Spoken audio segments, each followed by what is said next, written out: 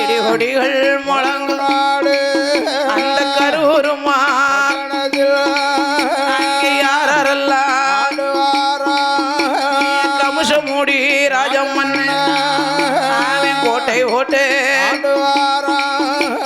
ஆண்டு வரும் கமுசனுக்கு ஆடு வித்தார் உண்டு ஐயா மாடு வித்தார் உண்டு ஒரு ஓடம் தண்ணீருக்கு அங்க ஒரு காசு கமுசம் மக்கள் பிறந்தாலும் கமுசம் உண்டு மக்கள் இறந்துட்டாலும் உண்டு கமுசம் வாங்கி வந்ததா கமுசராசன் ஒரு பெயர் கமுசம் வாங்கி வந்ததுனாலே கமுசமுடி ராஜமன்னன் என்று கமுசமுடி ராஜமன்னன் என்று பெயர் நாமங்களை சூட்டி கமுசமுடி ராஜமன்னன் ஆண்டு வருகிறார். அவன் தங்கை தேவகிக்கு திருப்பூட்ட வேணுமே என்று சொல்லி வாசுதேவனை கொண்டு வந்து திருப்பூட்டி வைத்தார்கள். திருப்பூட்டி வைத்த போது தனித்தனி கல்லறையிலே பிரித்து அடைத்து வைக்க அப்படி ஆகாயவாணி அளவா சுழட்டி கொண்டு வந்து விட ஆத்தடித்து காத்தடித்து தாள பூத்தது போல அழகாகவே கை குழந்தை கற்பமாக இருந்தா. தாய் கிழவி பெத்தெடுத்து கொண்டு வந்து கொடுத்தான். பாறாங்கல்லிலே 8 குழந்தைகளையும் அடிச்சு கொன்றான் பாவி சண்டாள. அடிச்சு கொன்ற வேளையில 8வது பிள்ளையாக என் பெருமான் கோபால கண்ணன் பிறக்க வேண்டும். பார்வதாதேவி அன்றே நான் சொன்னேன் அல்லவா உன்னால ஒரு காரியமாக வேண்டியது இருக்குன்னு. அதனால 8வது குழந்தையாக நான் பிறந்து நாட்டாமே நந்தக்கோன் அசோதையா திருவயிற்றில் நீ பிறந்து மாற்றார் குழந்தையாக மாற்றப்பட வேண்டும் என்று சொல்ல அப்படியே ஆகட்டும் என்று 8வது பிள்ளையாக தேவகி திருவயிற்றிலே அச்சுதன் கண்ணன் பிறக்க அப்படி நாட்டாமே நந்தக்கோனுக்கு அசோயா திருவயிற்றிலே பார்வதாதேவி பிறந்து மாற்றார் குழந்தையாக மாற்றப்பட்டு செய்யக்கூடிய லீலைகள் எல்லாம் செய்து முடித்து கஞ்ச கமுசனை வதை முடித்து விட்டு ஆயர்பாடி பட்டணத்திலே ஆடு மாடுகளை எல்லாம் யாதவர் குல மக்களுக்கு வழங்கும் குலதெய்வமாக அமர்ந்து கொண்டிருக்க நாம தங்கைக்கு செய்து கொடுத்த சத்தியத்தை நம்ம தங்கச்சி காப்பாத்திட்டா. நாம எண்ணி 8 நாளுக்குள்ளே அத்தான் பகவானை அழைக்க வேண்டுமல்லவா என்று என் பெருமான் கோபால கண்ணே எடுத்தார் ஒரு சொருவம். எப்பேற்பட்ட சொருவத்தை எடுத்து வருகிறார் தெரியுமா? ஆடு மேய்க்கும் அச்சுதனும் கோலம் ஆடு மேய்க்கும் மாய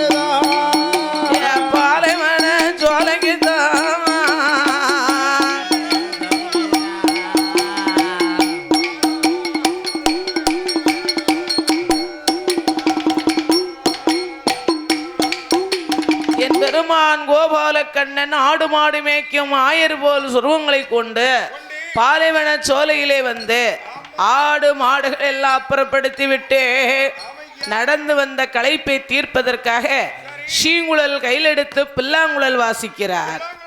அவர் வாசிக்க வாசிக்க ஆண்டவனருக்கும் அரளி கொப்பானது அப்படி கூடாது. ஆண்டவனருக்கும் அரளி கொப்பானது, அதாவது எப்படி தலை ஆட்டி இசைக்கு தகுந்தால் போல் தாளம் போடுகிறது தெரியுமா? தித்திமி திமி திமி திமி என சிவனும் ஆடவே தித்திமி திமி திமி திமி என சிவனும் ஆடவே சிவனும் ஆடவே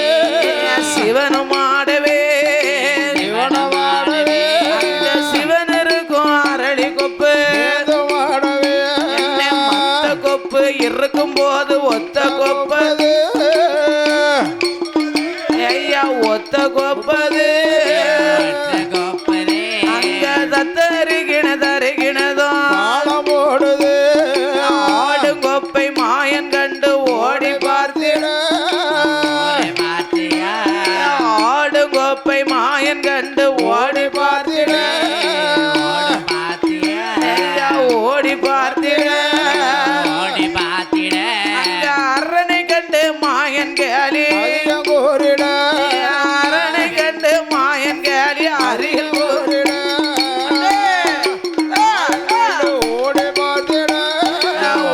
பார்த்திட அரனை கண்டு மாயன் கேலி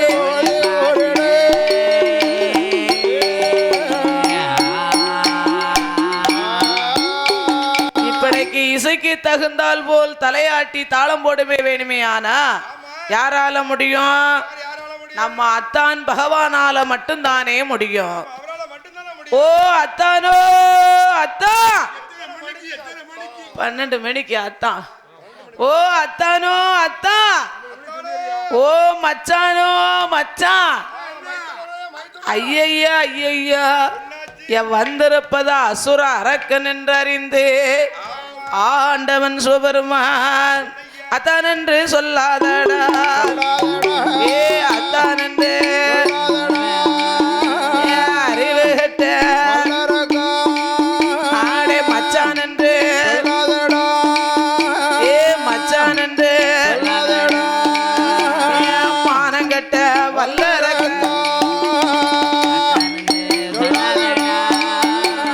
மச்சான் என்று மானங்கட்ட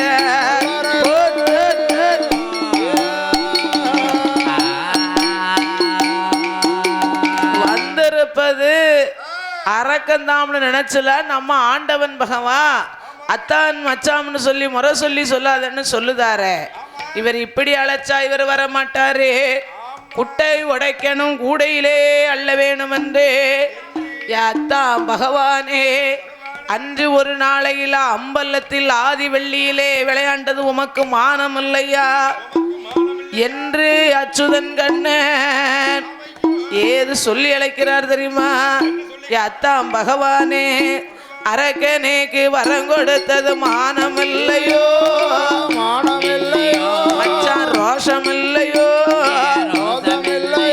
இப்படி அரளி மூட்டில் ஒளிந்திருப்பது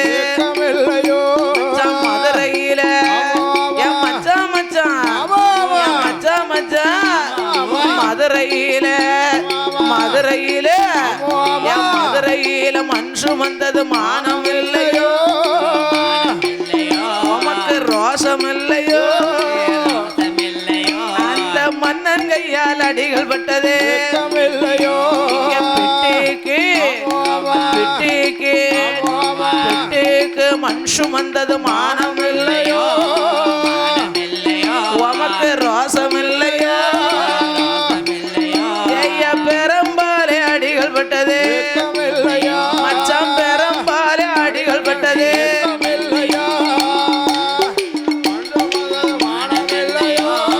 ரோஷம் இல்லையோ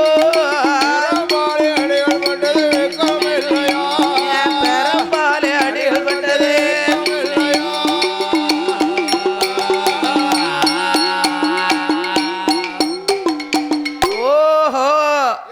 புட்டுக்கு மஞ்சு வந்தது யாருக்கு தெரியும்?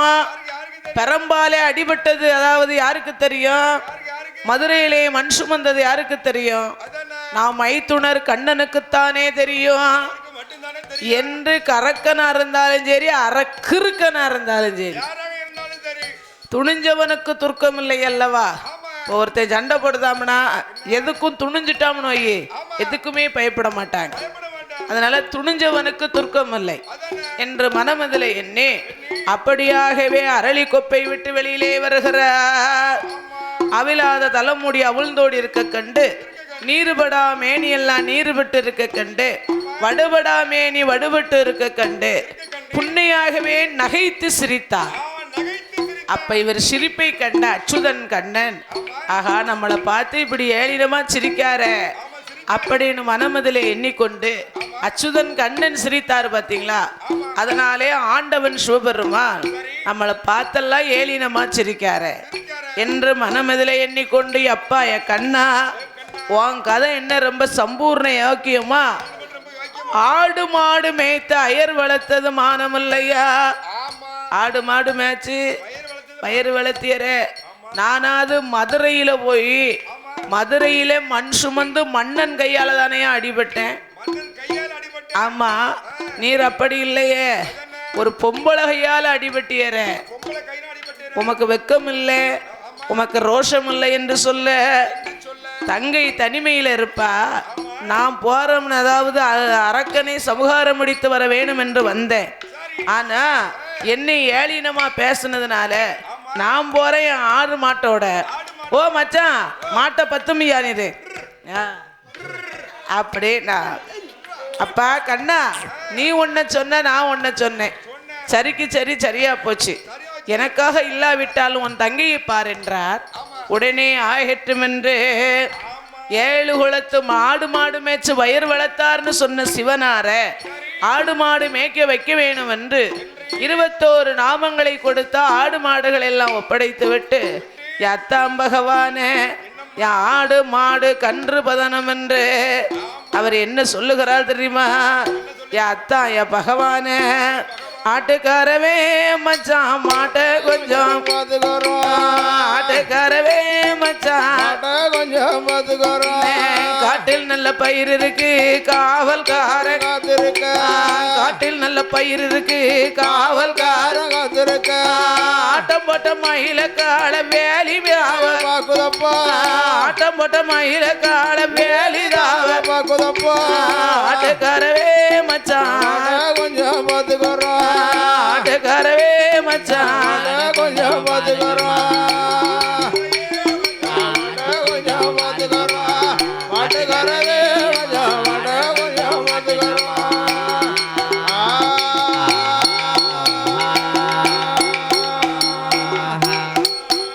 அங்க போகாத பாதையில போகக்கூடாது. அங்கும் இங்கும் விட்டு விட்டு அலையக்கூடாது.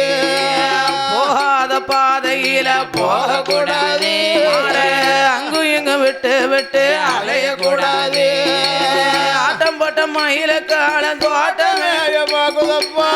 ஆட்டம் போட்ட மயில கால பாக்குதப்பா. ஆட்டுக்காரவே மச்சான் மாட்டை கொஞ்சம் பாத்துக்கிறோம். ஆட்டுக்காரவே மச்சான் மாட்டை கொஞ்சம் பாத்துக்கிறோம்.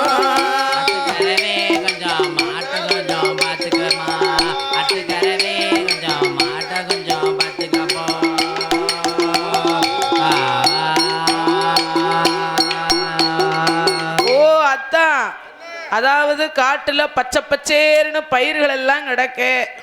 ஆமா இந்த பொல்லாத மயில பஸ் இருக்கு அத ஆளை பார்த்துக்கிட்டு வேலையை தாண்டி போயிடும்.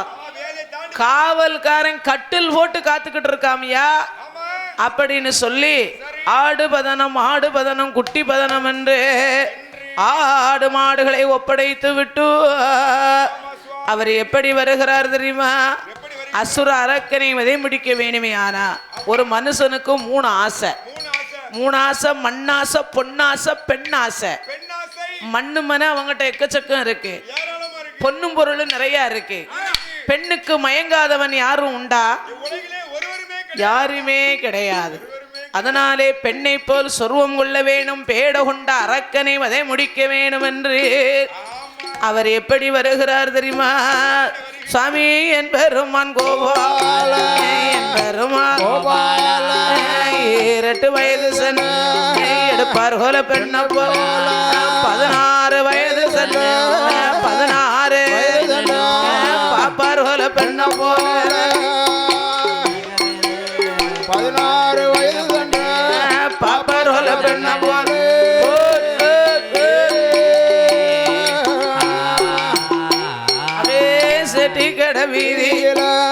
சிலை வடித்த ரத்தினமோ தட்டாரோட ஒலையறி தார் கட்டி வாத்ததை ஏத்த உருக்கியல்லோ இலையதில விட்டதை தங்கத்த உருக்கியல்லோ தலையதில என் பெருமான் கோபால என்ன விதம் வாரார சம்மங்கிரி எண்ணெய் சீவி வாரி செந்தூருக்க வாரி வாரி குங்குமுக போட்டு நிறத்துக்கு ஏற்றவர் நீலவர்ண கண்டவர்கள் தான்மயம் காஞ்சிபுரம் பட்டுக்கு கனகமர சட்டை போட்டு தன்னழகு காணாதன் தங்க நகை பூட்டி கொண்டு எங்கே எங்கே வாரார அரக்க வரும் காட்டுக்குள்ள காட்டுக்குள்ள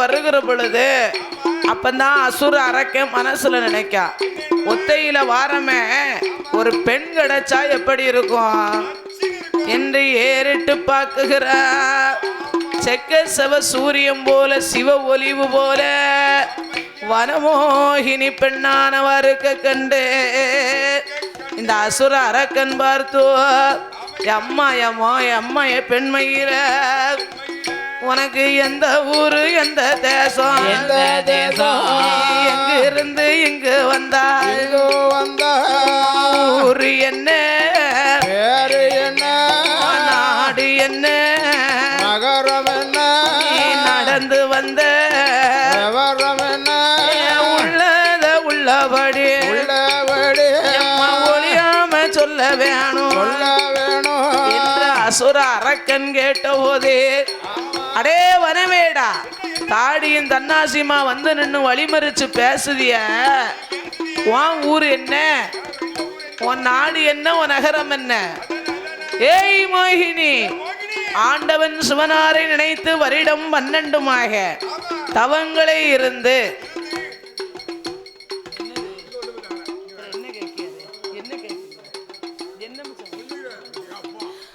அதாவது ஆண்டவன் சிவனாரை நினைத்து வருடம் 12மாக தவம் இருந்து, அதாவது 12மாக தவம் இருந்து எரிக்கக்கூடிய தூண்டுவா முனிவரங்களை பெற்றவன் என் பேர்தான் அசுர வல்லரக்கன் என்று சொல்ல, ஏ அரக்கா நீதானா அந்த அரக்கன், வா உன்னை கொல்லத்தானே இன்னைக்கு இங்க வந்திருக்கேன் அப்படின்னு மனமதிலே எண்ணிக்கொண்டு அப்படியே பார்த்தான் அசுர அரக்க. அம்மா ஏ பெண்மையில உன் ஊரு பேர் என்ன? என் அண்ணே வல்லரக்கா, என் ஊரு பேரை தானே கேட்க. மலையாள தேசத்தில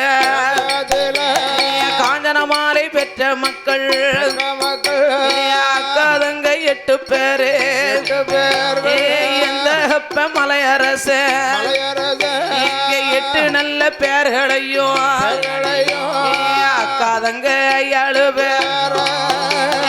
முதலாவது பிறந்தவளே, முதலாவது அக்காளே, காசியில வாழுகின்ற காசி விஸ்வநாதருக்கு மிசலாட்சிய கொடுத்திருக்கோம்.